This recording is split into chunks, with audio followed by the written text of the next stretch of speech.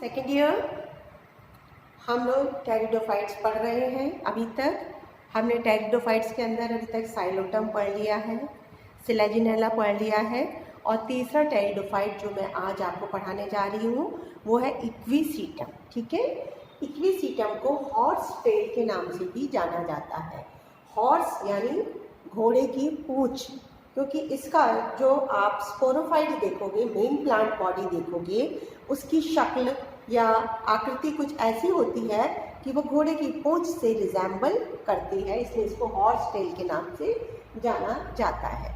Equisetum की जो प्रजातियां हैं वो बहुत इम्पॉर्टेंट रोल अदा करती हैं ये बताने के लिए कि सॉइल में कौन कौन से मिनरल्स मौजूद हैं। इंडिकेटर्स है, ये बहुत अच्छा इंपॉर्टेंट क्वेश्चन बनता है कि वो कौन सा प्लांट है जो सॉइल के अंदर मिनरल इंडिकेटर का काम करता है, यानी सॉइल में कौन कौन से मिनरल्स पाए जाते हैं उस एरिया में ये इक्विसीटम की प्रजातियां बता देती हैं। उनके अंदर एक्यूमुलेशन होता है और वो बता देती है कि इस सॉइल में कौन सा मिनरल पाया जाता है। कुछ इक्विसीटम की स्पीशीज ज़मीन में हर तरीके के मिनरल्स होते हैं, इवन गोल्ड की मात्रा होती है बहुत कम, लेकिन गोल्ड को खींच करके अक्यूमुलेट कर लेता है अपने अंदर इक्विसीटम की प्रजातियां। तो कुछ species accumulate gold from soil, ठीक है, बहुत अधिक मात्रा नहीं होती, बहुत माइनर ट्रेसेस में होता है, वो गोल्ड को अक्यूमुलेट कर लेते हैं अपने अंदर इसकी प्रजातियां। डिवीजन है स्पिनोक्सिडा, ऑर्डर इक्विसिटेज, फैमिली इक्विसिटेसी। लगभग 30 प्रजातियां पूरे विश्व में पाई जाती हैं ऑल ओवर द वर्ल्ड, लेकिन 2 जगह ऐसी हैं, ऑस्ट्रेलिया और न्यूजीलैंड, जहाँ पे इक्विसीटम नहीं पाया जाता है। वहाँ का एनवायरमेंट, वहाँ का सॉइल सूटेबल नहीं है, तो न्यूजीलैंड और ऑस्ट्रेलिया में इक्विसीटम की कोई भी प्रजाति नहीं पाई जाती है।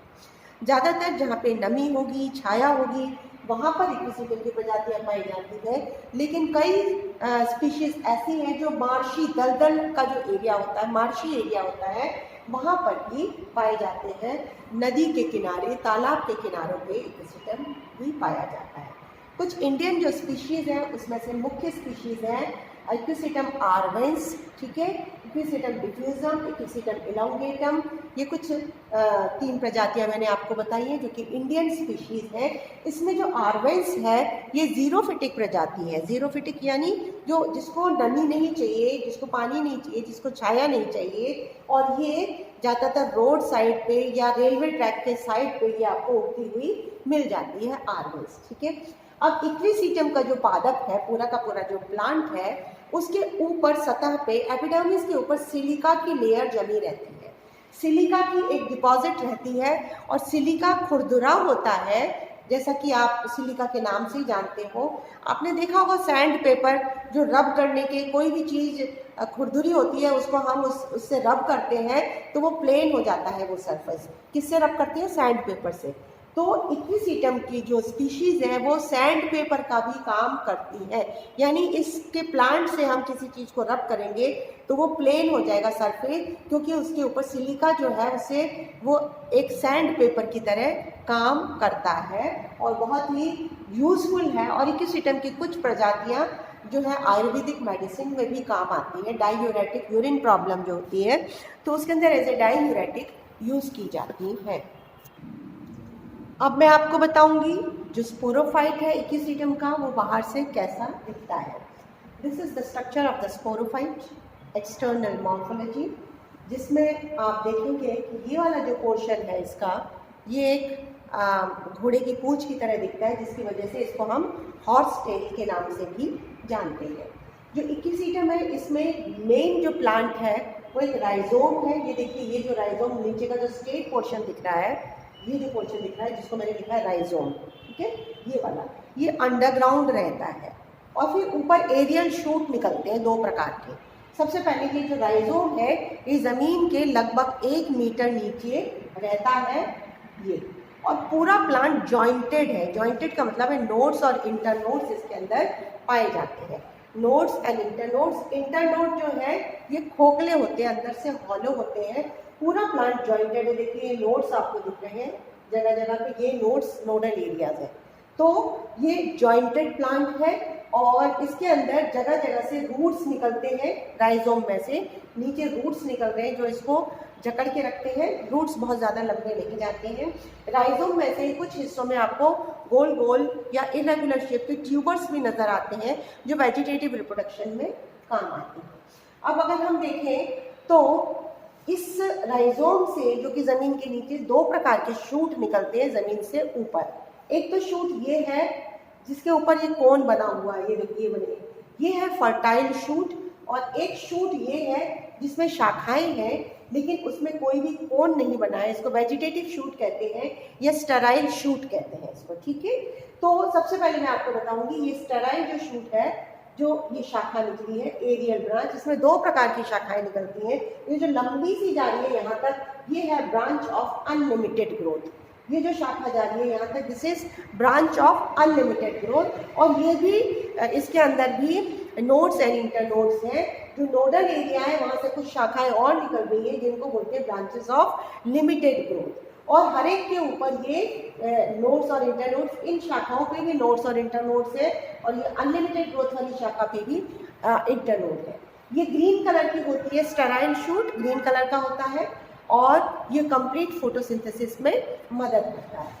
जो फर्टाइल शूट है इसके अंदर शाखाएं नहीं है, ब्रांच नहीं है। स्टेराइल शूट तो ब्रांच्ड है, इसमें और भी शाखाएं निकल जाती हैं, लेकिन फर्टाइल शूट अनब्रांच्ड होता है और इसकी जो पत्तियां हैं वो सिर्फ इसको नोड एरिया को कवर करती हैं, बड एरिया को कवर करती हैं, लेकिन फोटोसिंथेसिस में काम नहीं आती हैं क्योंकि बहुत छोटी छोटी पत्तियां होती हैं, स्केली लीव्स होती हैं। देखिए नोडल एरिया पे ये छोटी छोटी स्केली लीव्स मौजूद हैं और ये जो लीव्स हैं ये यहाँ पे देखिए इस डायग्राम में, ये 1 2 3 4 5 लीव्स जैसे मैंने दिखाई है।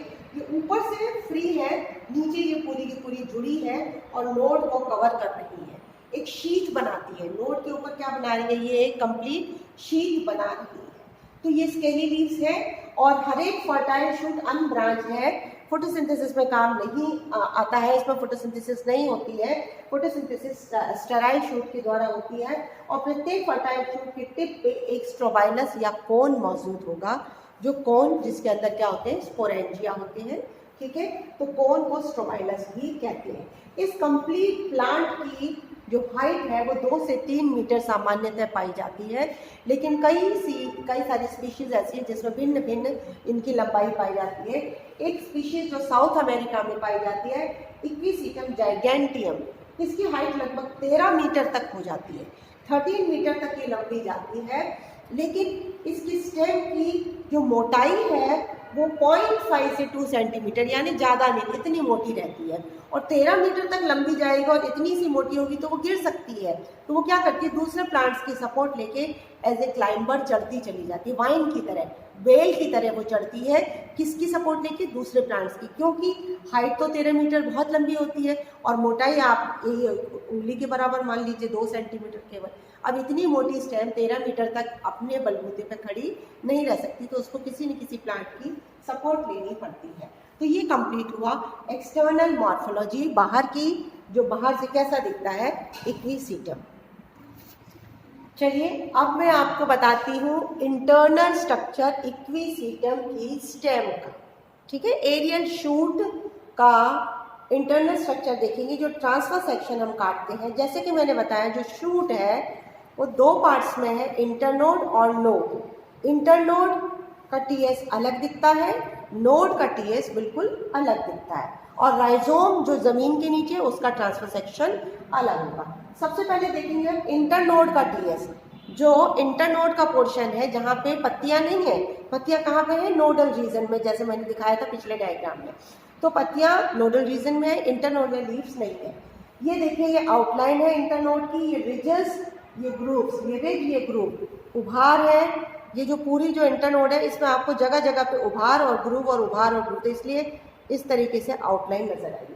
सबसे बाहर थिक क्यूटिकल है, उसके नीचे एक लेयर एपिडर्मिस की है, फिर ये जो लेयर है ये स्क्लेरेन्काइमा की लेयर है जो स्ट्रेंथ देती है इस प्लांट को।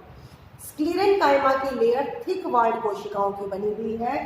स्क्लेरेन्काइमा रिजेस के नीचे तो मोटा है, ज़्यादा परत है, और ग्रूव्स के नीचे उसकी 1 या 2 लेयर है स्क्लेरेन्काइमा की। देखिए यहाँ पे तो एक या दो लेयर है और यहाँ पे काफ़ी सारी लेयर है। उसके बाद यहाँ एपिडर्मिस है, क्यूटिकल है, और एपिडर्मिस के ऊपर सिलिका का डिपोजिशन भी है जो यहाँ आपको दिखेगा नहीं। सिलिका की वजह से ये रफ और ब्रिटल हो जाता है, ये जो तना है रफ और ब्रिटल हो जाता है।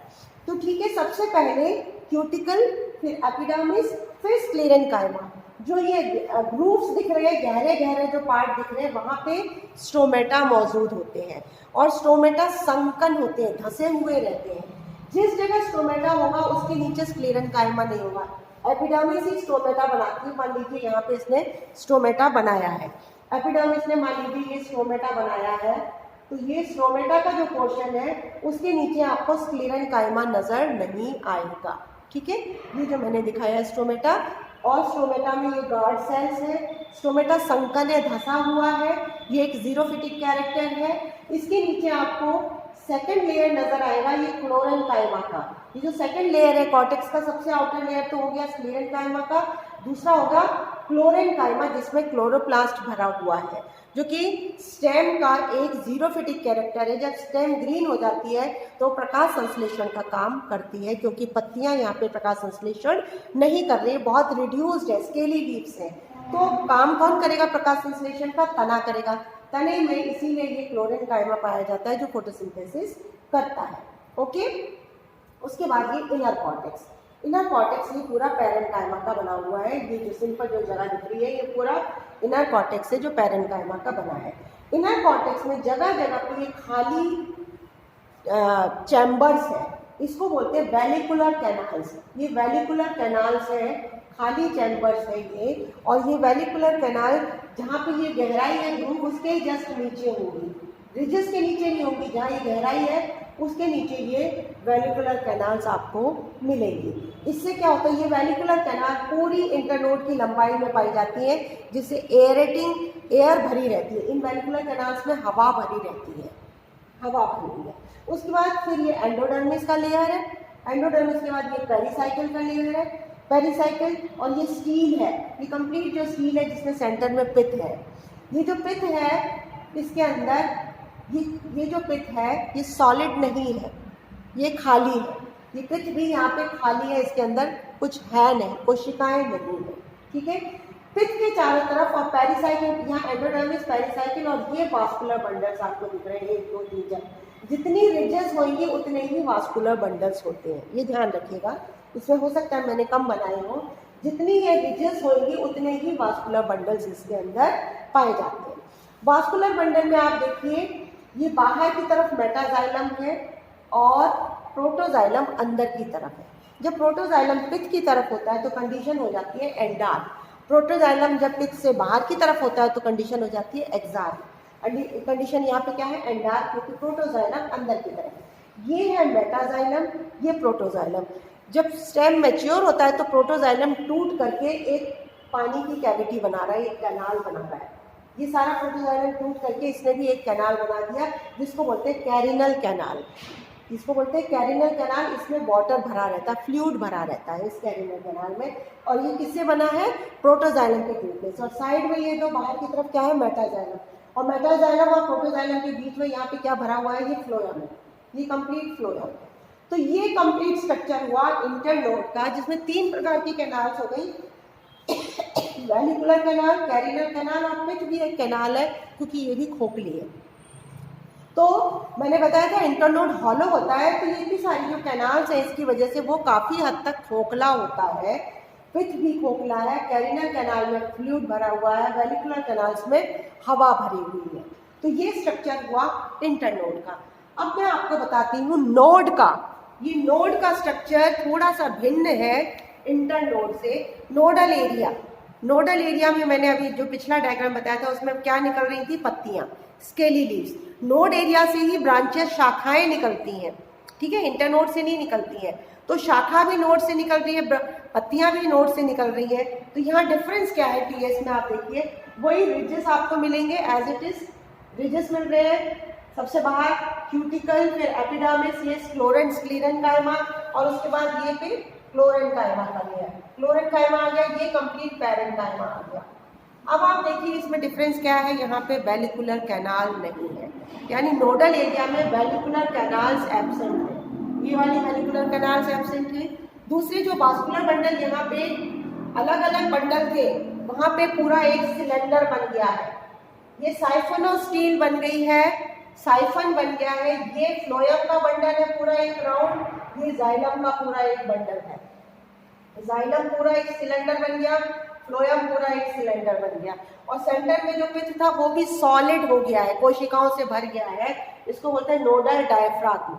इसको बोलेंगे सेंटर के जो पिथ को क्या कहते हैं, नोडल डायफ्राग्म। ओके, अब आप देखिए, चूंकि मैंने बताया था बहुत सारी पत्तियां निकल रही है ना नोडल रीजन में, तो ये जो है ये लीफ ट्रेसेस है, ये आपको जगह जगह पे निकली हुई दिखेंगी पूरे सारे। इसमें यहाँ से जाइलम और फ्लोएम जा रहा है किसकी तरफ, पत्ती की तरफ। जाइलम और फ्लोएम हर पत्ती की तरफ जा रहा है, तो ये लीफ ट्रेस नजर आएगी। और वही नोड से शाखा भी निकल रही है, ब्रांच भी निकल रही है।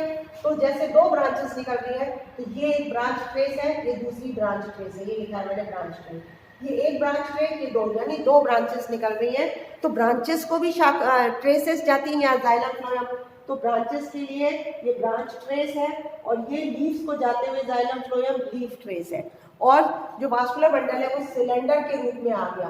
तो यहाँ देखिए नोडल एरिया में ना वेलिकुलर कैनाल है, न कैरिनल कैनाल है, न पिथ खोखला है, सब कुछ यहाँ पे सॉलिड बन जाता है। तो ये हुआ इंटरनल स्ट्रक्चर किसका, स्टेम का, इंटरनोड वाला पोर्शन और नोड वाला portion. Okay, thank you students.